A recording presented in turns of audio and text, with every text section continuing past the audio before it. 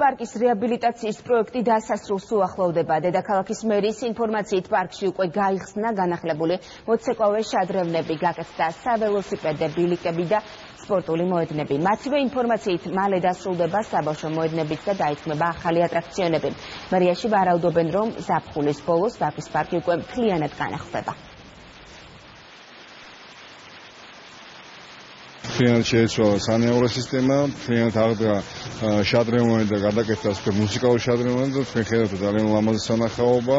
გარდა ამისა ჩვენ პროექტში გვაქვს კიდე ჭავჭავაძე და ჩამოსასვლელის რეაბილიტაცია, რომელიც ასევე ითვალისწინებს შეზღუდული შესაძლებლობების მქონე ადამიანების ჩამოსასვლელ ადაპტირებულებს და შესაბამისად ჩვენ მივიღეთ პარკს, რომელიც ფაქტობრივად ადაპტირებული იქნება როგორც შეზღუდული შესაძლებლობების მქონე ადამიანების, ასევე ძალიან კომფორტული იქნება თქვა საბავშვო წლების გადასაადგილებლად. პირველ რიგში მინდა ვთქვა, რომ როგორც იქნა გაკეთებული საქმეც დავადასტურეთ ის, რომ რასაც თქვენ ხედავთ ჩემს უკან, აქ კორპუსები არ შენდება, იმიტომ რომ როგორც კი დავიწყეთ რეაბილიტაციის პროცესი, უამრავი ჭორი იყო და მithქმა მოთქმა, რომ აქ რაღაცა საშინელება ხდებოდა. მიხარია მართლა, რომ ჩემი განმავლობის პერიოდში მოხდა ვაკის პარკის რეაბილიტაცია და ვუბრუნეთ ქალაქს იმ ვაკის პარკს, რომელიც ყველას ენატრებოდა.